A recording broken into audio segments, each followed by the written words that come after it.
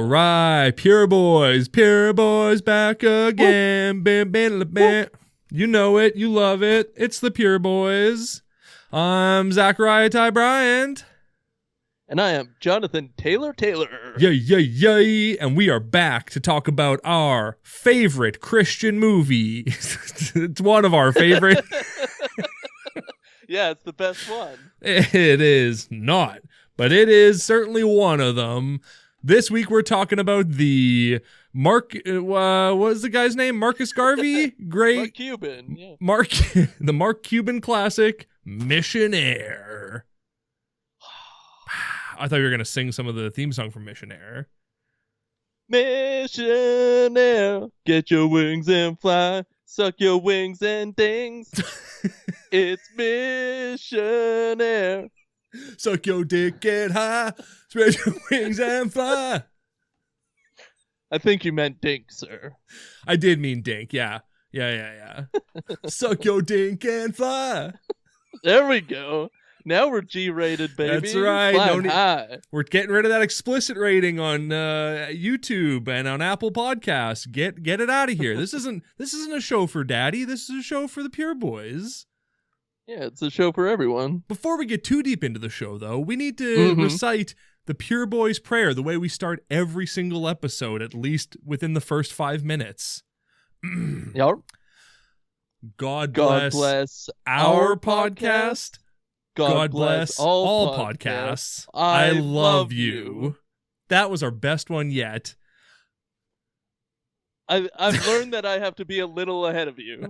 And I've learned that we're perfect. I've learned that we both pause after God bless, and then we sync up, and then we say our podcast, and we nail it. Yeah. If we can sync that first our podcast, then the rest of it flows like, greasy melted butter. Not a good example. Greasy melted tuna.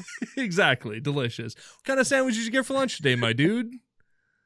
I got a chicken salad on rye. Yeah, they make a good chicken salad where you went for sure. Yeah, it's not too creamy. It's not too meaty. It's just perfect. You don't find any cartilage in it. None of that nonsense. Yeah, get that F out of here. I did actually have one bad sandwich that had a little bit of cartilage on it, but out of 20 sandwiches I've had from there, that's pretty good. Hey, and if you get a little cartilage, then it's just a nice reminder that, hey, this is a real chicken that you're eating. This chicken was once alive. It lived, it breathed, it pooped, it died, and now you're eating it in a salad sandwich. Yeah, other than all the posters on the wall saying, this is real chicken. Please believe us. We're Tim Hortons. We swear all of our food is real. Please. Please, God. Please believe. Yeah, That's they're right. Very godly. Wake up, Malibu. It's time to believe in God. Wake up, little Susie. Wake up. Yeah. Very singy today. It's going to be a silly episode. But hey, listeners, we got some good news for you. We listened to all your feedback. We're tightening it up. And by tightening it up and listen to your feedback, I mean, nobody's ever said anything to us about this, but we don't want to do 2-hour episodes anymore. So we're tightening it up. Yeah, it's either 1 or 3 hours, so settle in. Because Missionaire is going to be a long one. Or just check your time and see how long it is. We're cleaning it up. We're tightening it up. It's dinks, not dicks. That's right. And we're flying high. That's right. Suck your dink. Suck your dink and fly. Get your candy and ride. Say hi to Tom Arnold. Oh, man, what a treat. Spoilers. Tom Arnold's in this movie. Big spoilers. But, hey, let's not get too ahead of ourselves. We got everyone's favorite segment that we got to, launch into here. Real quick before we get into this, how's your Christmas plans coming together? Are you getting prepared for the anniversary of Jesus' birth? The 2022nd anniversary of his birth? Yeah, I prayed on it a lot this week. I'm not too sure I'm ready for the resurrection yet, but I'm definitely ready for the birth. Frick the resurrection. We're skipping right past it. Jesus is always alive in our hearts. We don't need to worry about that Easter nonsense. I don't even want to say the E word. We're skipping to Christmas. I'm all about birth. To be honest, I think it was made up. Yeah. I think it's just a pagan ritual. Like, F it. Yeah. As far as I'm concerned, he didn't come back from the dead. He never died. He was never crucified, And he might not have even have existed as far as I'm concerned. In the Middle East? Frick off. Yeah, exactly. Frick off to the Great White North is what I always say to people. Yeah, he was born in England in the year of our Lord, 1902. He fought. And that's that. He fought in World War II. His dad fought in the American Civil War. That's the history of Jesus. Yeah, he started all the wars because he knew he could win them. Yeah, he killed that guy from whatever, from Bulgaria or wherever the thing that sparked World War II was all about, or World War I, whatever. I'm a history buff. Yeah. People always say that about me. They say, Zach, you're a real history buff. And I go, thanks. I'll just take the second half of that and use it as a compliment to myself. Anyway. He wants to show us how mighty he is. Exactly. How does he do that? Wars. Yeah. by starting and winning all the wars.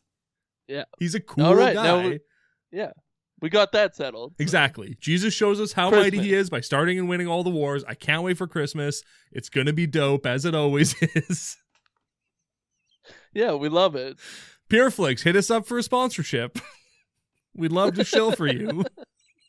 That's your sponsor me moment. That's when you got to hit it in. That's when you hit it in. Also, listeners, like and subscribe on YouTube. Go to Apple Podcasts. We're going to get rid of that explicit rating, so let your kids listen to this show. It's going to be fine.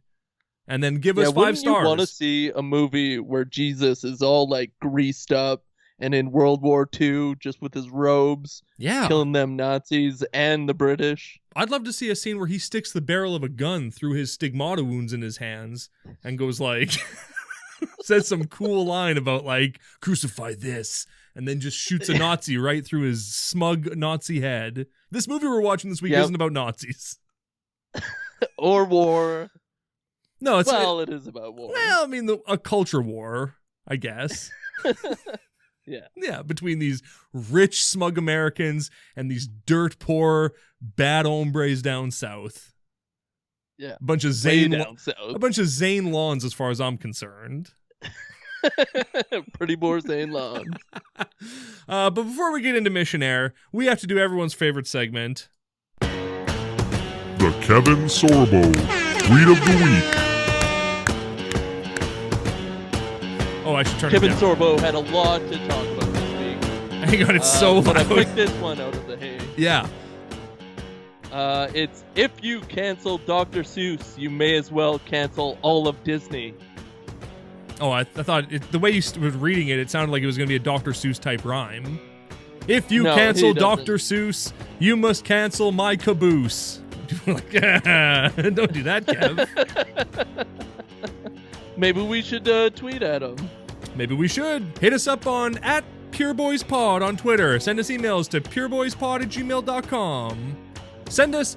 and subscribe. Send us all your speaking in tongues videos. We want to see people speaking in tongues, and we'll play them on this show. Yeah, and we will punch your life up. Oh, I thought you were going to say we will punch your lights out. Yeah, we'll crumple you, kid. When are you going to get serious about the Lord? After I crumple you by punching you in the chest as hard as I can as a grown man and you're a little boy? Sure, okay then. Are you too smart to function as a kid? We will crumple the Lord into you show you what he's made of. Are you a smart kid? That's what makes you dangerous. Yeah, real dangerous. Period. And don't read Dr. Seuss. That's right. Don't cancel him. Even though Dr. Seuss didn't get canceled, the Dr. Seuss estate went, hey, some of these books are kind of have some like racist stuff in them. We're going to just not publish them anymore. And people were like, they're canceling Dr. Seuss. And you go, well, no, not really.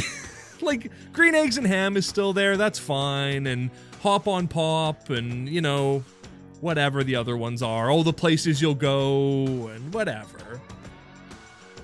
Hey, I'm not into Dr. Seuss. What were you into?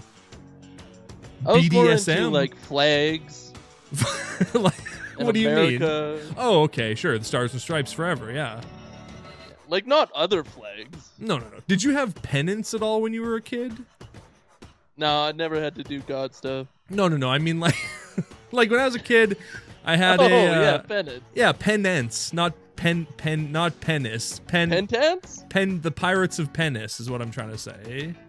Yeah, dink, dink, dink, dink. Exactly. Suck your dink and fly high. Anyway, let's get into Missionaire.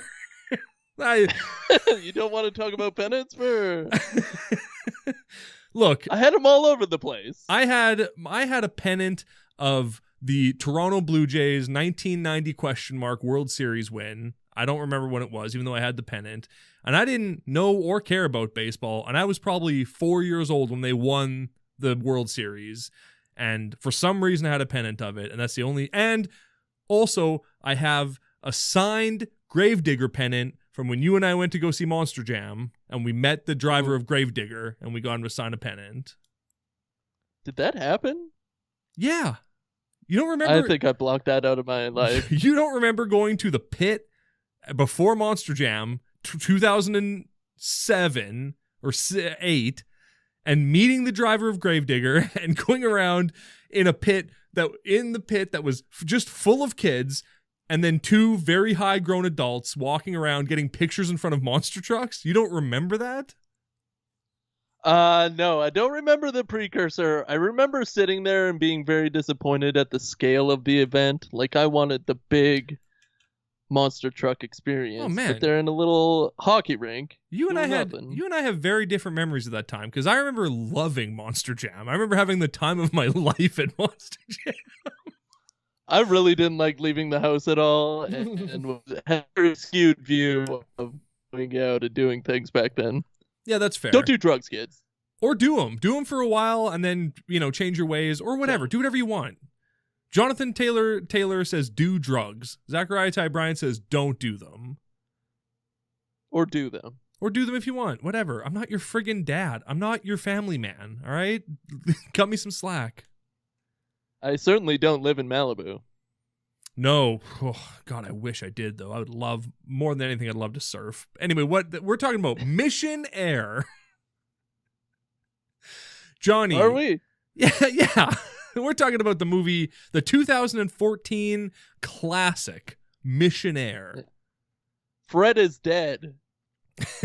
That episode has not come out yet. They will not know what you're talking about. Unless... Good. No, well, they might. They won't. Yeah. Frick you. Yeah, exactly. Hey, David Arrowhite, thanks for checking it out. We love you. We love Malibu Down the Family Man. Just for the listener, both of our backgrounds on Skype are a promo photo from Malibu Down the Family Man, and it's so hard. Like, it was already so hard not to talk about that show before we started doing this, and then we made our backgrounds that, and now it's all like, I feel like we're doing a midweek freak treat right now, but we're not. We're doing regular old Pure Boys. Yeah, but check out the midweek freak treat, and it's great. But this week, it's Missionaire. Yeah. Hey, what's this week? Is this week Missionaire? I feel like we haven't said that enough. We haven't set the table enough yet. What are we doing this week? Okay, so this week... Yes. Year of our Lord. Is the midweek freak treat. No. This week this is Pure Boys Missionaire. More like pure men. Well, not a lot of men in this movie. Well, that's not true. There's lots. There's tons, actually. What am I talking about? Such a weird, bold statement. There's not a lot of men in this movie. Hey. Oh. Okay.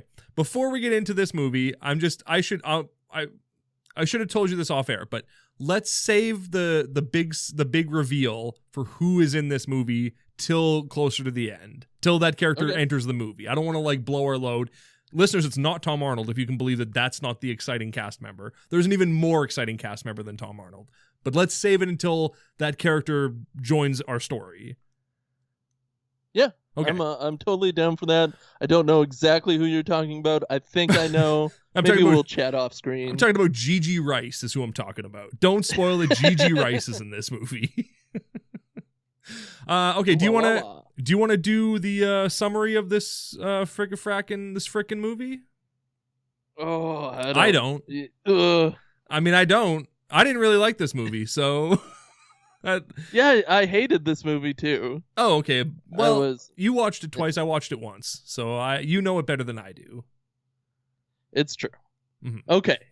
So these missionaries are illegally crossing the border in their airplanes to bring this stupid village a bunch of vaccines to Mexico.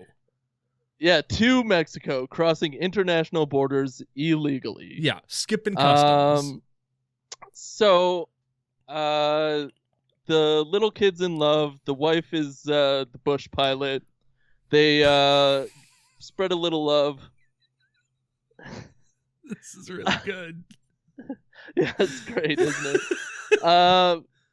So they leave and get shot up. Somebody tries to steal their airplane, but they say no.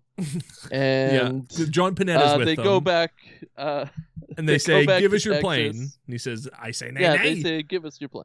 Okay, well, hang on. You're skipping over some stuff here. Let's tighten it up a little bit. I'm going to jump in and tighten it up. I'm Tom Arnold working on your airplane. Let me just tighten things up a smidge here. There's a mother and son that go down to Mexico and they distribute vaccines to this dirt poor, dirty Mexican village. Illegally. Maybe their program might not be illegal, but certainly their journey is very illegal. They skip customs. They skip over the border. They don't care. They fly a little Cessna, whatever. On the way to go back to the plane, they see that a bunch of bad hombres are rooting around their plane, and they're like, hey guys, what are you doing? And they go, hey, brother, give us your plane. And they go, I don't think so, brah. And they got a gun. One of the bad hombres has a gun. And suddenly the son starts wrestling with him. He grabs the gun and he's trying to wrestle it away from him. And in the process, his mom runs to the airplane and starts to taxi.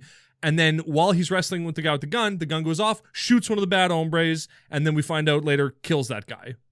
Anyway, his son gets away, him and his mom get in the plane, they fly back to America. All's well that ends well. The only person who got killed was just some useless Mexican guy. So take it from there. Are you sure? Yeah, you're doing pretty hot. No, I like what you're doing. You miss a couple of important things that we need to touch on. So I'll fill in the gaps. All right.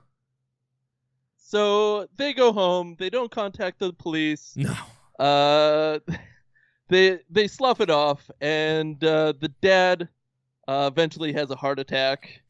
Yeah, the dad who looks like a fat Scott Aukerman. Yeah, I was like, why isn't Dean Cain in this role? And then instantly right after that, he had a heart attack and almost dies. Mm-hmm.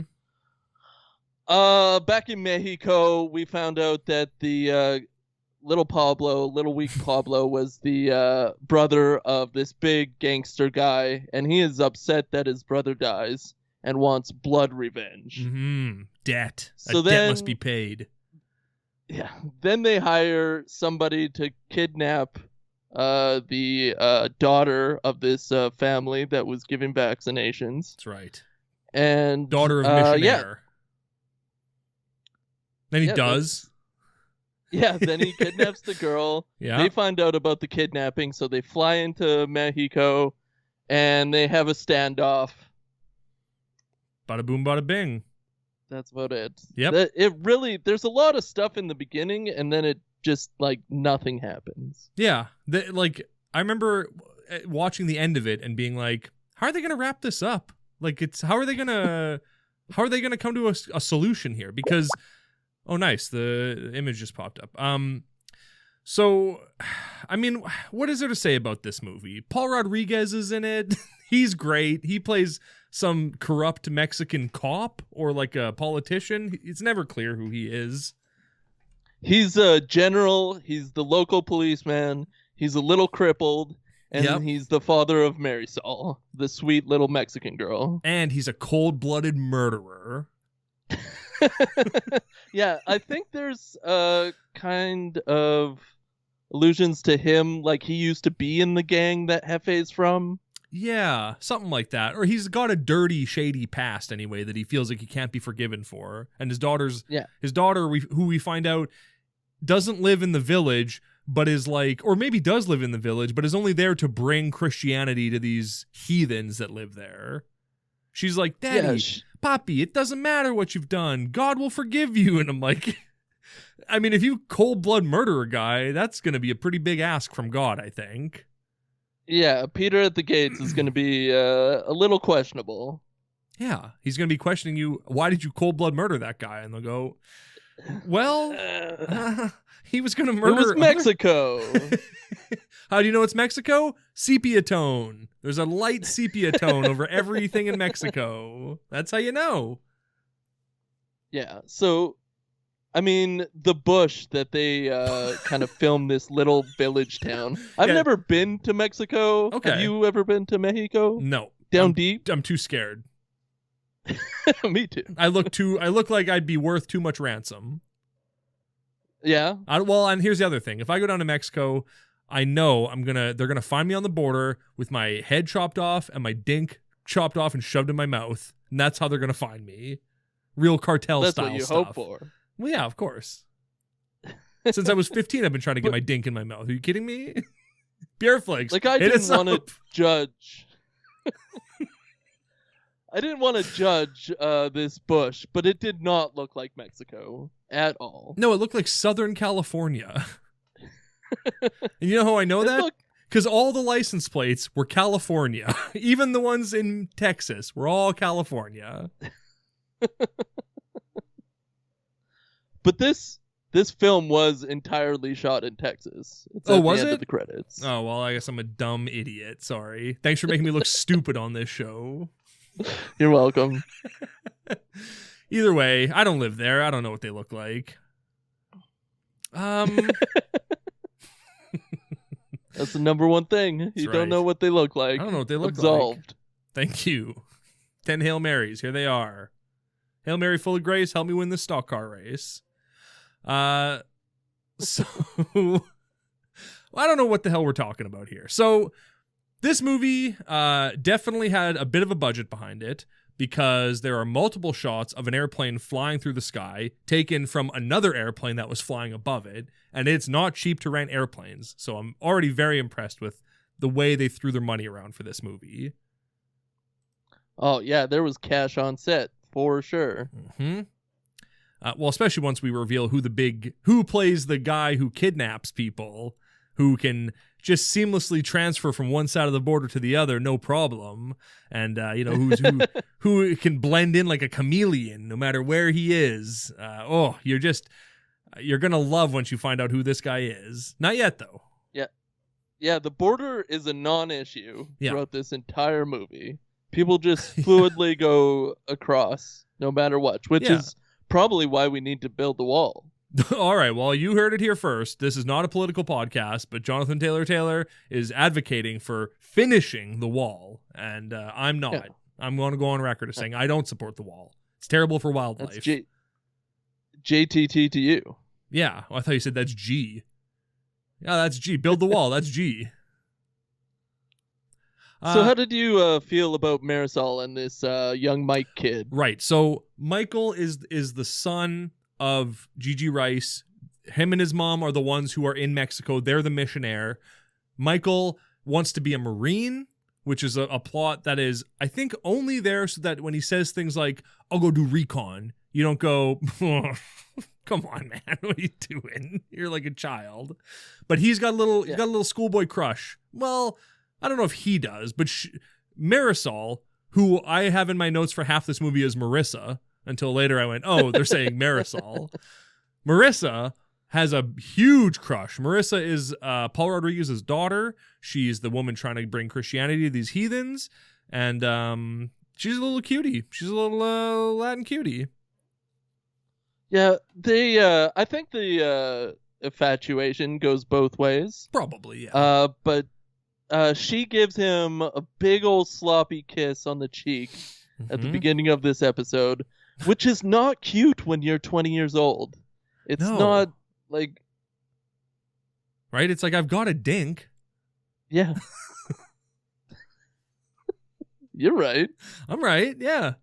Yeah, it's a weird way to show affection to somebody, to just be like, because clearly they've talked about their feelings for each other, and then, well, I mean, again, this movie's Christian as frick, though, so, like, of course she's going to just give him a little peck on the cheek, because, like, A, she's in front of the whole village, so she's not going to be like, slip me some tongue, daddy. She's not going to say that kind of stuff to him.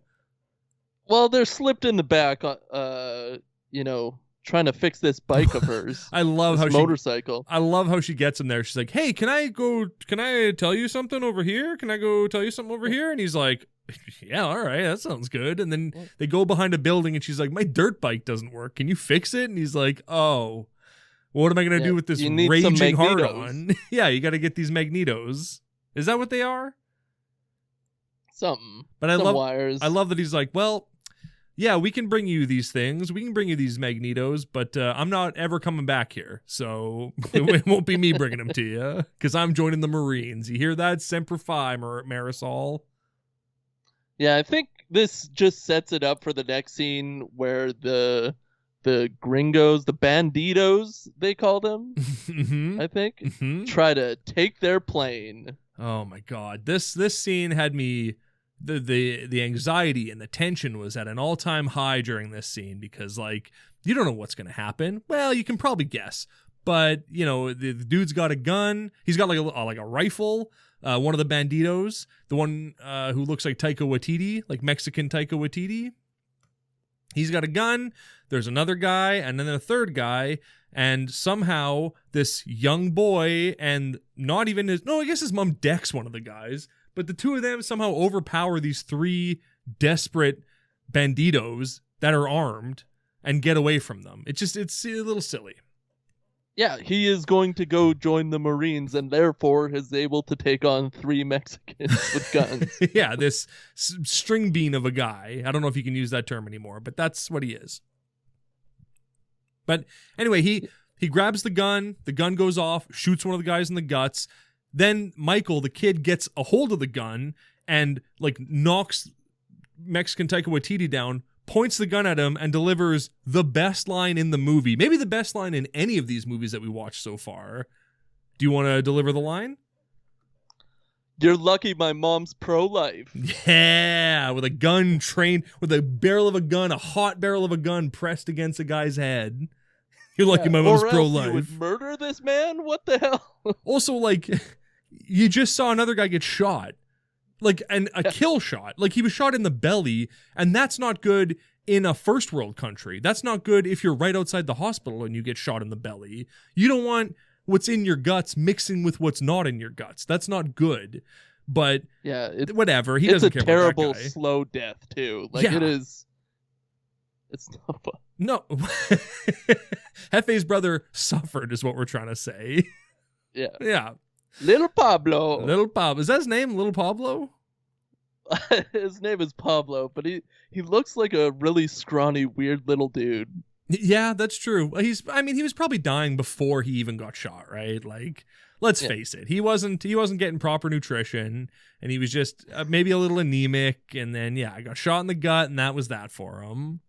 Yeah, Jefe's this huge guy who got all the food, and little Pablo never got anything. Yeah, let's get to Jefe. So Jefe is the leader of these banditos. We touched on it earlier. Jefe is my least favorite character in this movie, mostly because he's not even trying to do he's clearly not Mexican, and he's not even trying to do a Mexican accent. He's doing like a Transylvanian accent. Like he talks like he lives in a castle. He's like, he's like, "Oh, these guys killed my brother."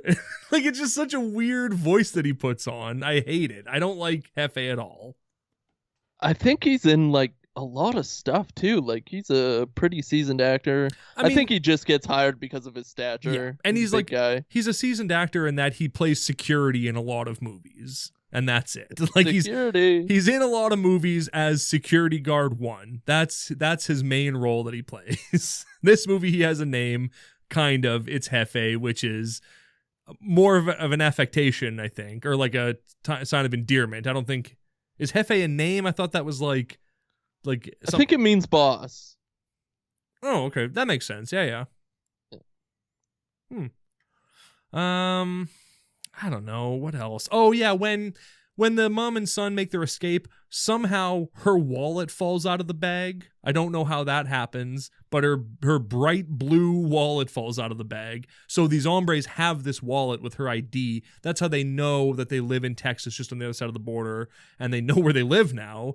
And so they send a guy to go steal their daughter, which that doesn't make any sense. And when they get back, Yeah, when they get back, they don't like call the police. They don't like the wallet is never brought up at all on their end. Yeah, you'd think she'd be concerned when she couldn't find her identification. Yeah, maybe not the first night. You just got shot at. You don't want to talk to your stupid husband. That makes sense. Mhm. But like in a couple of days, where's my wallet? Yeah, Fat Scott Aukerman is there just immediately hounding you with questions. Your plane was just shot like 3 times. Somehow she's been shot in the leg, which doesn't really make sense considering how the bullets enter the plane, but that's neither here nor there. Whatever, it's fine. Maybe there's a ricochet or something. And he's immediately like, oh, I gotta fly to Paris tomorrow. Like, he's just like so self-absorbed. I hate my daughter. She's never talks to me. I hate my daughter. But then when he has a heart attack, his daughter's the one who gives him CPR. So that's pretty good. That's pretty Maybe nice. she's the man of the house. Ooh, yeah, exactly. She's the man now, dog. Here's in my notes when I have, Marissa is actually Marisol. So there you go. That's where I figured out halfway through this movie.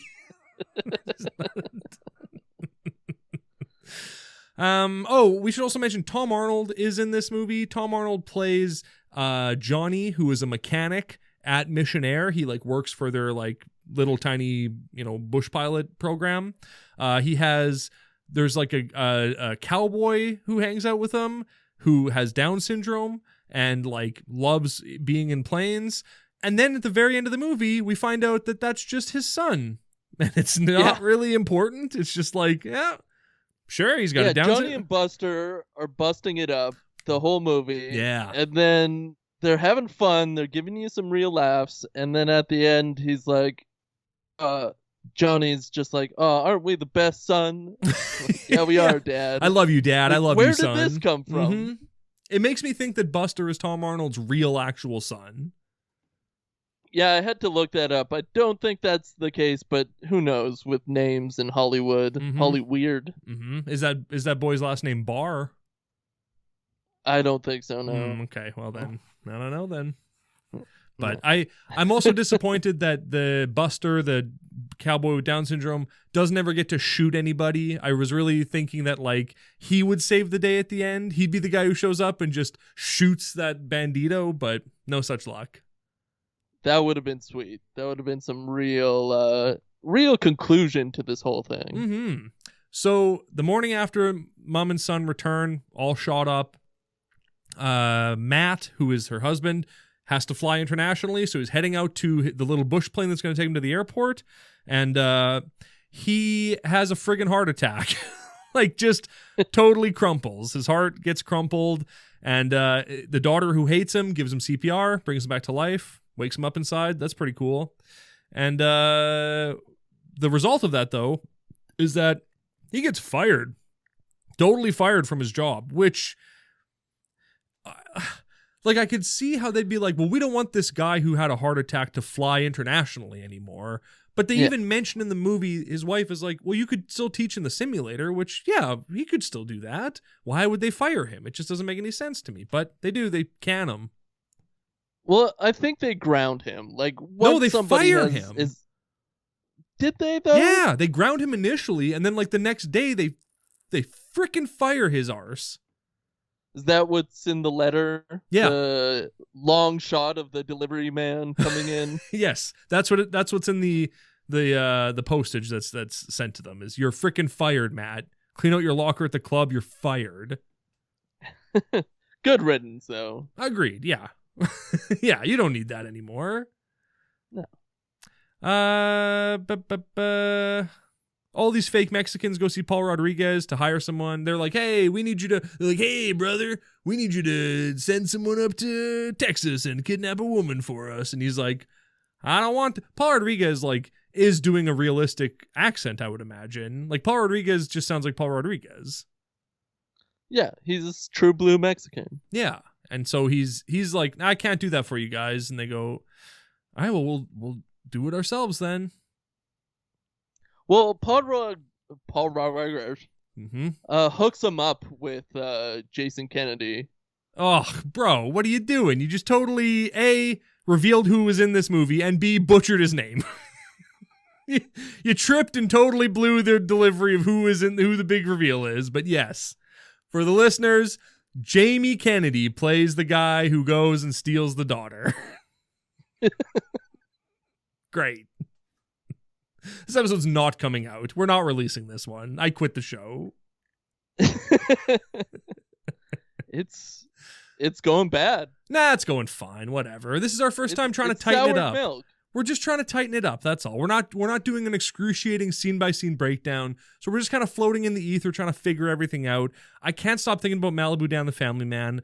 I hated this movie. I'm barely thinking about this movie. I wish we would have watched Amerigeddon instead, but whatever. It's fine. Yeah, but that's not about our Lord and Christ. You're damn right. The reason we bring up the great movie Amerigeddon is because this movie, Missionaire, is the first movie written and I think partially financed by Gary Heaven.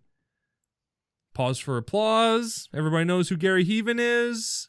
No. I honestly thought that this was your big reveal. Oh, no, man. Jamie Kennedy was the big reveal. God. We should have talked about this before the show. Yeah, we probably should have gotten out of the way. Nah, whatever. It's fine. Who is Gary Heaven? You did some research on this guy, right?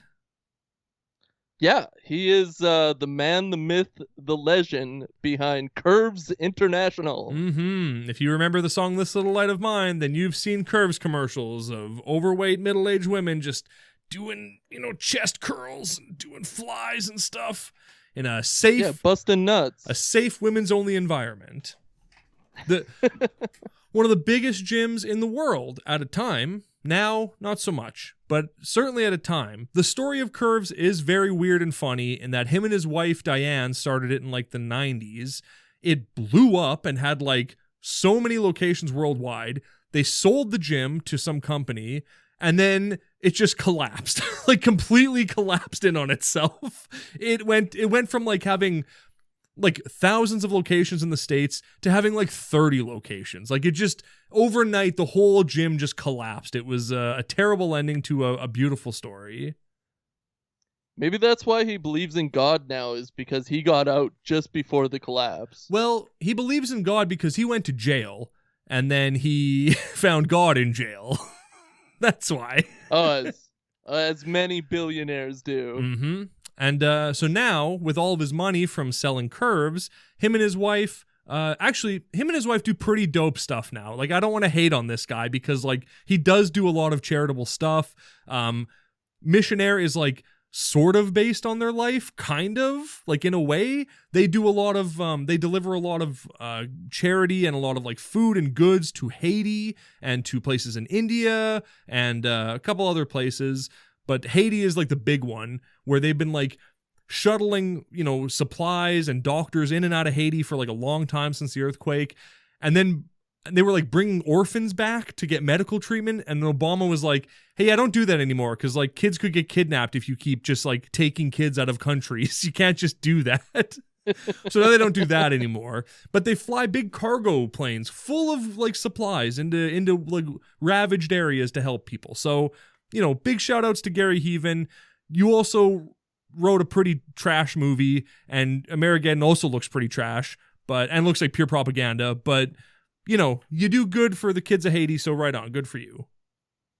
Do you think he did any writing or just paid somebody to write this and inserted himself as the writer? Write about my life. Yeah, I wonder if he just if the writing sessions were him just sitting on a couch being well, I don't know. They got an airplane, they fly goods in, they help Mexicans. How about that? Then people... Big Stogie. I'm in the movie. I come in as the big hero. Yeah, that's right. Yeah, Gary Heaven is in this movie as a guy who has just been paying them to fix his plane for years and is it's not good enough. This doesn't work properly. And Tom Arnold's I freaking hate that guy. He gives us hundreds of thousands of dollars. I hate that guy. He's always making me fix things that aren't broken. But we find out why. But he's funding Missionaire. Mm-hmm. He's a good man. Here is a review I found of Missionaire on IMDb that I thought was really good, and it makes sense. So this review is from October 15th, 2019. 7 stars. So not a 10-star review, but a 7-star review. Title of this review, A True Story, which it's not. The review goes, Gary has done a great deal helping Haiti victims. His story has been told to Ron Paul, doctor/senator, and to oldest TV station owner in America, Pat Robertson, 6 years and going strong. This story is based on that event in Haiti. While I am yet to watch the full movie, Haiti fraud is really shocking. A psycho president, a criminal family, Clintons, looting all $2 billion in aid money received. Where is all this money? I support Gary's ventures. I hope to see him become like Steven Spielberg of action movies. Yeah, pretty on point. Pretty on point. Pretty who Gary even is. Yeah, that person got their head on straight for sure. I want to see him become Steven Spielberg of action movies. And he will be. Well, his next movie, Armageddon, certainly might be. Oh, I can't wait to watch that film. We're never going to talk about it on the show after this, though. Hell no. Nope. Heck no. Yeah, please. Gosh, man. We're trying to get rid of that explicit rating. We don't want it anymore. Are we explicit? Yeah, of course we are. We say cuss words all over the place. I don't edit them out. I don't have the time or the interest to do that. Mostly the interest. I have the time. I just don't want to do it. Fair enough. So after Matt gets fired from the airline, they don't have the kind of money to pay for Missionaire anymore because it was his like paycheck that was covering all the expenses of flying, supplies down to Mexico. So they're all worried about what they're going to do. But like, of course, God is going to come through for them. Dodoy, this is a Christian movie. That's how these things go. Yeah, but GG does say the like honorable thing of like, hey, let's just stop, chill out, and be a couple and hang out. And that's the right thing to do. I like that she's like, I prayed all morning about this, and I think we should let it go. And her husband goes, no. And she goes, okay, I guess we're gonna keep doing it then. By God, we are not gonna stop. Yeah. Save your prayers, Gigi. Your husband's already made the decision. The man of the house has made the decision. We're gonna keep doing Missionaire. Even if it kills me, we're still gonna do it. Yeah, and it's going to kill him very soon, especially if he keeps popping them Tums. Oh, and not allowed to eat cake either. What a life. Ugh. Yeah, they have that huge party for him after his heart attack with cake and probably barbecue. Oh, for sure. Yeah, cigarettes, all kinds of stuff to just enjoy in excess. You did it. They put the stint in. Smoke 10 darts. You're fine, Dad. Yeah, you'll be back at 100% right away. No talk about changing your diet or your lifestyle. Stint it up. Marisol, the Latin cutie whose dad is Paul Rodriguez, goes to confront her dad at one point and is like, what do you know about this? Did you send these bad hombres to go get this Jamie Kennedy? And blah, blah, blah. And I can't wait till we talk more about Jamie Kennedy. But he's like, nah, I didn't. And then she leaves and comes back and sees that he's talking to the hombres, and she goes, oh my God, my dad totally did do this. So she gets on her dirt bike and drives away, and as she's driving away, somebody just throws a chicken into the frame. Like a chicken just flies into the frame and then walks down the road, and you go, that's Mexico, baby. There's chickens everywhere. Yeah, that really sold me on the Mexican atmosphere for sure. Like, Sepia you tone. always see Mexicans flying everywhere when you're talking about Mexico. Sepia tone. Brown chickens get flying around. They don't have white chickens in Mexico. They have brown chickens in Mexico. White chickens are an American chicken. Yeah. I think. That's got to be right. Yeah, dirt. Huts. Yeah, dirt Mexico. bikes. That's Mexico. Paul Rodriguez also tells her that her little boyfriend murdered a guy because that's what the banditos tell him. They're like, yeah, these two people, they murdered this guy. And like, it's clearly a lie and also insane. Yeah. But she calls Michael, the son, and is like, you murdered this guy. And he doesn't go, it wasn't, he doesn't explain what happens. Yeah. He just goes, it wasn't murder. That guy, he goes, that guy died? She's like, you did, you murdered him. And it's like, oh, why didn't you just explain it better, Michael? Why didn't you just tell her what happened instead of, I don't know, not telling her that, which is what he chose to do. Yeah, he does not emphatically defend himself. He just kind of mumbles his way like, oh, he's dead? Oh, no.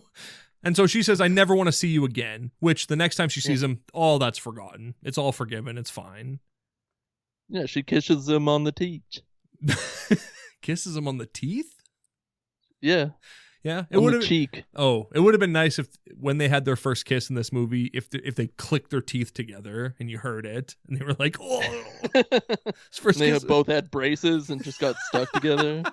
Yeah, exactly. Everyone knows the doctors and dentists are cheap in Mexico. They're all America trained and they all work in Mexico for cheap, and that's where you want to go. Yeah, they probably have better vaccines at cheaper costs. Probably, yeah. Absolutely. Okay, can we talk about Jamie Kennedy finally? Who? Jason Kennedy, there we go. The transporter, I guess.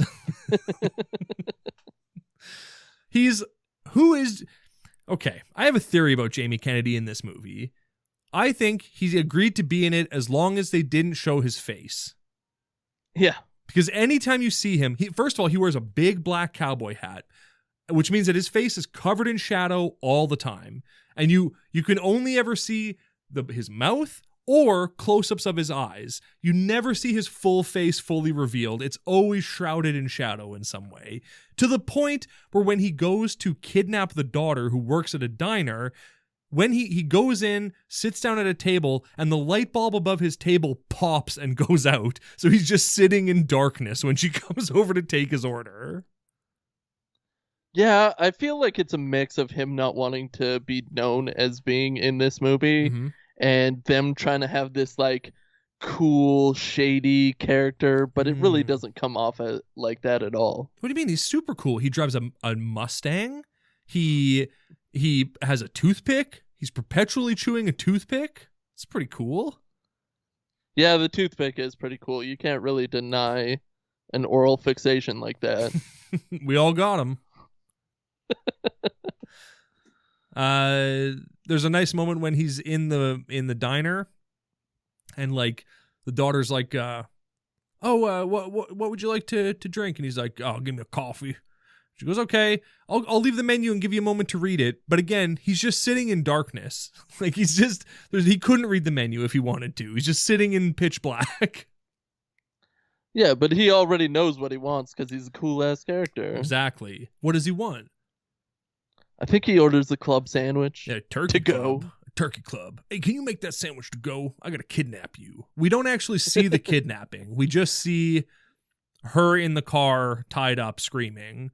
And yeah, we don't see the struggle whatsoever. We see him placing his order and her being a little weirded out, but that's it. And then cut to next scene, she's in the car all tied up. And like, we don't see the turkey club ever either, so I don't know if that even exists. I don't know if Jamie Kennedy got fed on this movie. That's my biggest concern.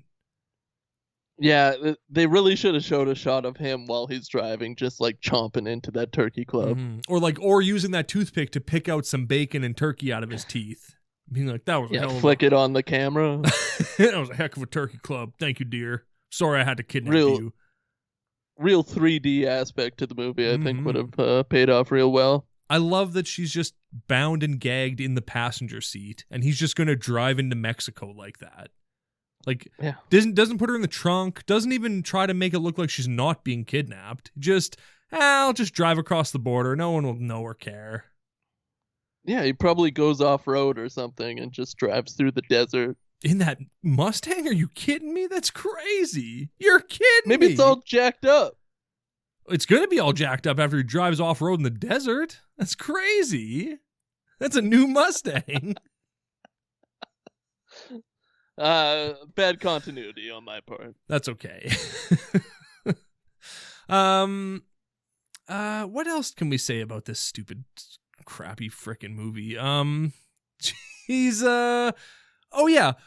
Like, Michael's defense, he just keeps saying it was self-defense when he's like confronted about what happened down south. Oh, it's just self-defense. But it's like, again, you didn't murder that guy. You were holding onto the gun. The other guy had his hand on the trigger. He shot the guy. Just because you were wrestling with the gun, I don't think you'd get charged with anything for that. I don't think you would get in any kind of trouble for that at all. They were trying to rob you. Yeah, he didn't pull the trigger. He was just grappling with the gun. He really didn't do anything other than get lucky and not get killed. I mean, he barely got lucky. You got a kiss on the cheeks, as far as I'm concerned. They finally hear from Jefe. No, they hear from Jamie Kennedy, and the demands are that the Jefe wants Gigi Allen and Michael to go back to Mexico to where the blood was spilled. That's how he puts it. Go to where the blood was spilled. Go, all right, man, dial it down a little bit. And then Jefe will swap their daughter back for them so we can kill them. And they go, hey, no need to go to the authorities about this. Let's just go deal with it ourselves. The Ireland family. We can solve all our problems ourselves. Yeah, they do talk about it. They make a conscious decision not to go to the police. Yeah. And to dive right in. Fly in at the dark of night. Fly into Mexico, lights off, land in a field, pitch black. Good luck, I guess.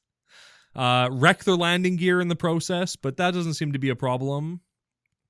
The shots of the plane in the dark from the other plane that they were flying, alluding to the cost, were just nauseating. It is shaking constantly. Yeah. And they're like flying into Mexico for a good 2 or 3 minutes. It is a long section of the movie. Yeah, it is nauseating. That is a good way to put it. There's something, because I don't, clearly they didn't film it at night, so it's color corrected to look like night. And just looks gross and weird. And yeah, big thumbs down. Sorry. The whole build up to the ending is just a downer. Everybody's getting ready for the big showdown. Marisol's running back and talking to Pastor Jose or whatever. Oh yeah, we didn't even mention the dying old man. Whatever. There's a dying old man in the village. There's always a dying old man in the village. That's Mexico. Everybody knows. Yep.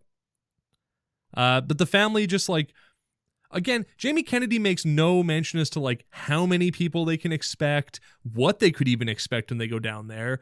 So the family shows up, and they're so lucky that they outnumber these Mexican banditos, because it's Jefe, Mexican Taika Waititi, another guy, and then that's it. Jamie Kennedy doesn't come with them. He leaves, and we never see him again. So, yeah, and there's one gun. They have one gun, these Mexican dudes. No, they have two guns, sorry. Yeah, they have two guns. The Irelands didn't bring any weaponry whatsoever, I don't believe. Other than a flashlight. Yep. And so, they just show up at the village.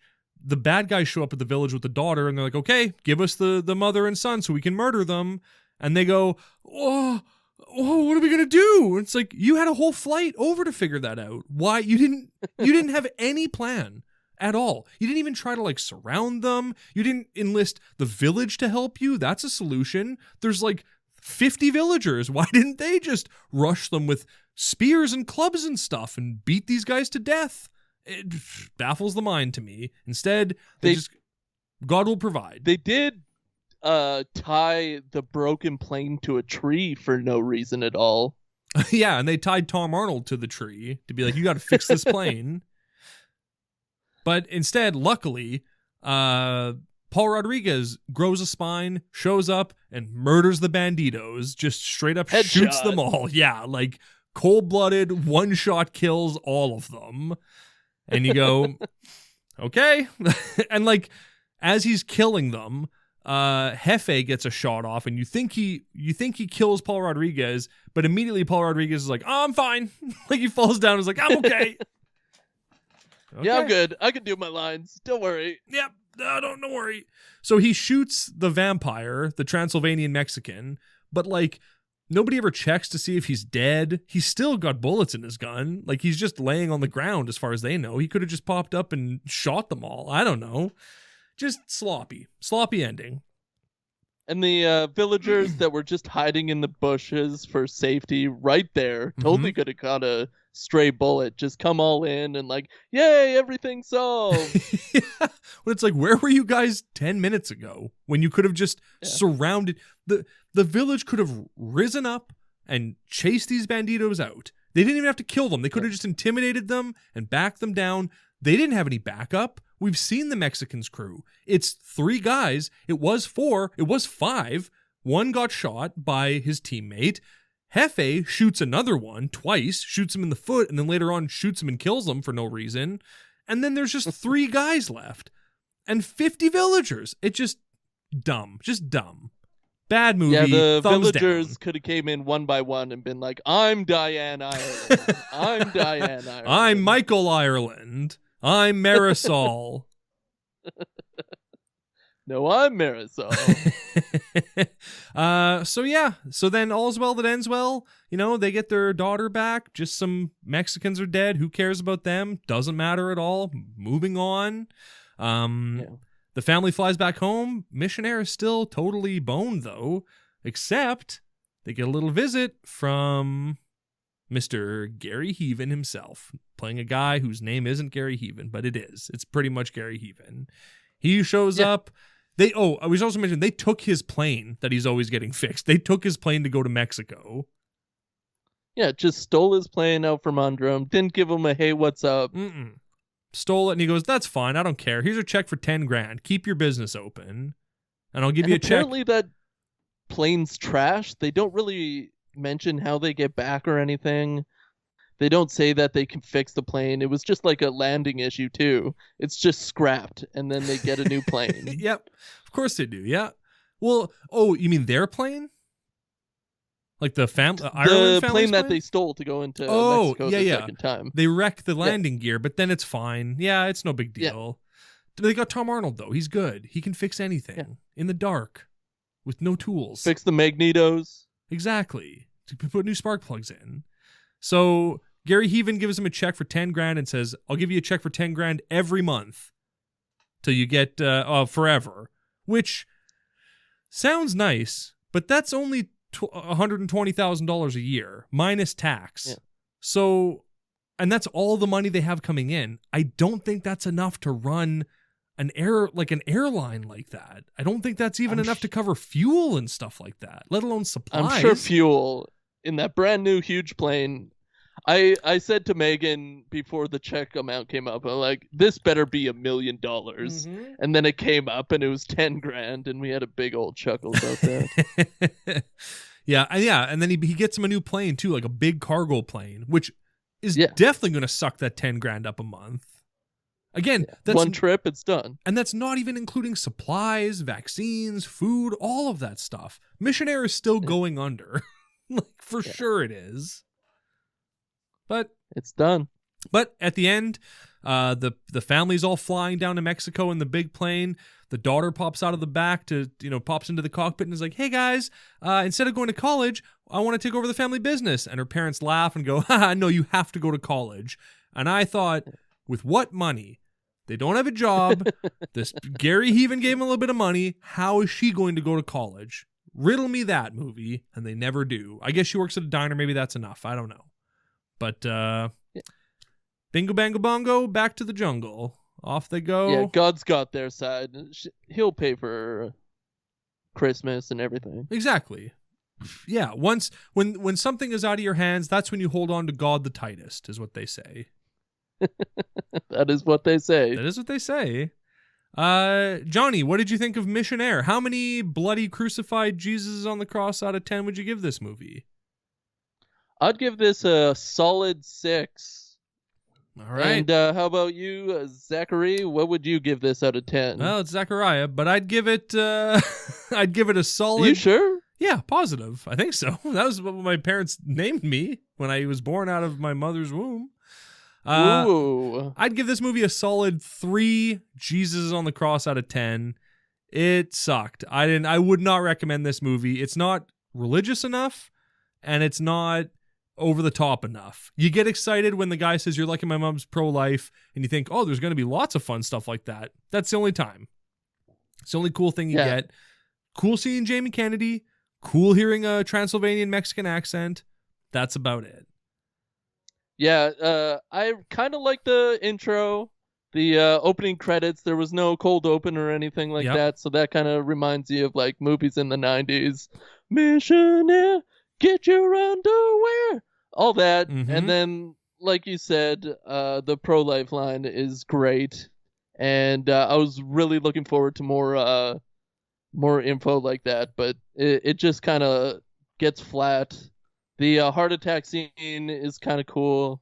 Seeing their souls from the family's faces get all mixed up. Yeah. It is it's weird because he doesn't, when he's having a heart attack, he doesn't give any indication that he's having a heart attack. He just starts tripping balls. Like, he doesn't grab his arm or do anything to, like, show that that's what's happening. The world gets all weird in his vision. You go, like, did Buster slip him something in his coffee or something like that? Yeah, did he get some fumes from the bathroom mat that Tom Arnold rolls out? You got that out of the bathroom. No, he just drops his briefcase and sees some crazy stuff. I do really like, after he has the heart attack and he gets out of the hospital, the first thing Tom Arnold says to him is like, hey, we didn't cause that heart attack, did we? Like, me and my airplane and my son, we didn't make you have a heart attack, did we? And he was like, no, it's all good. It's all good. Yeah, thank God. Goodness for Tom Arnold. Mm-hmm. He saves this movie by... Oh, he also sings... Yeah. He sings some Elvis in it, too. Oh, yeah, at the very end. Mm-hmm. Do you remember what the song was? Him and Buster. Suspicious Minds. That's what he sings. And there's no music to go with it, so he's just, I guess, a cappella singing it at the party. But either way, it's great. He's dressed like Elvis. His son's dressed like Elvis. I guess. Fine. Yeah, whatever. What we find out is his son for no reason. Yeah. Yeah, this movie sucked. Sorry, everyone. Don't watch Missionaire. Thumbs down. Big thumbs down. Gary Heaven, try harder. Amerigeddon. Can't wait to see what that's about. Hey, do we want to tell them what Amerigeddon's about real quick, since we're probably not going to do an episode on it? Yeah, let's do it. All right. I don't know what it's about.